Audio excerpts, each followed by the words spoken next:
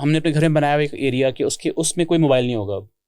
میرے بچے بڑے ہو رہے ہیں, ان کی یونیورسٹی کے اسائنمنٹ ہیں, ان کے اپنے جابس کے اسائنمنٹ ہوتے ہیں, تو مجھے یہ ہوتا ہے فیل کہ میں 10 بجے کہتا ہوں جی میں 10 بجے رہے, جس کا موبائل نظر آیا میں اٹھا کے اب باہر پھینکوں گا.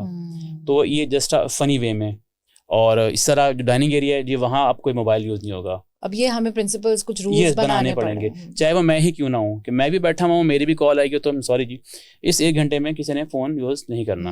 اور لیٹ آورس میں تو جی آپ کو جو بھی کام ہے نا آپ صبح ارلی اٹھ کے کریں, رات کو نہ کریں. لیکن اگر اصول ہوں گے ہی نہیں کہیں پہ تو پھر ہم بچوں سے نہ تو کوئی توقعات رکھ سکتے ہیں, نہ ان کو ہم کچھ. ہاں دیکھیے پابندی تو ممکن نہیں نا اب تو اس دور میں, تو کیا آپ منع کر دیں, تو منع کر کے آپ نے چلے جانا ہے, اس نے اور اس ڈیوائس نے گھر پہ رہنا ہے, یا اس نے یونیورسٹی کالج جانا ہے, تو وہ اس کا پھر ایکسیسو استعمال کرے گا کہ اس کو پتہ ہے کہ مجھے گھر جا کے استعمال نہیں کر سکتا, تو آپ اوور ڈوز کر رہا ہوگا اپنے آپ کو. جو ٹائم ہے باہر کالج کا ہے, آفس کا ہے, کام کا ہے, وہ بھی وہاں لگا رہا ہوگا. تو چیزوں کو اب ایجوکیٹ کرنا ہوتا ہے, آپ نے بتانا ہوتا ہے صحیح اور رانگ, غلط اور صحیح کیا ہے. بلکہ سلمان صاحب کی ایک ایسی وہ پوڈ کاسٹ تھی, لیکچر تھا غالباً, جس میں انہوں نے کہا یہ پابندی کے حوالے سے کہ کنٹرولز نہیں ہوتے بچوں کے اوپر اپنے نا, بالکل صحیح, آپ کنٹرول نہیں کر سکتے. ہاں آپ کو شعور دے سکتے ہیں صحیح اور غلط کا.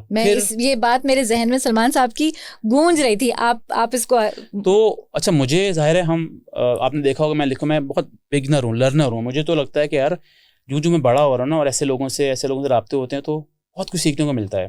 اور اب سیکھنے کا سب سے اچھا طریقہ پتہ کیا ہوتا ہے, خود پہ اپلائی کر لیں. بے شک, اپنے گھر پہ اپلائی کر لیں. بے شک بے شک بے شک. انٹلیکچوئل مطلب انٹلیکچوئل بات کر دینا کمال نہیں ہے, اس میں کچھ لے لیں اور اپلائی کر دیں, اس کی امپلیمنٹیشن کر لیں. ہاں, اور امیجیٹ ہوتا ہے کوئی چیز.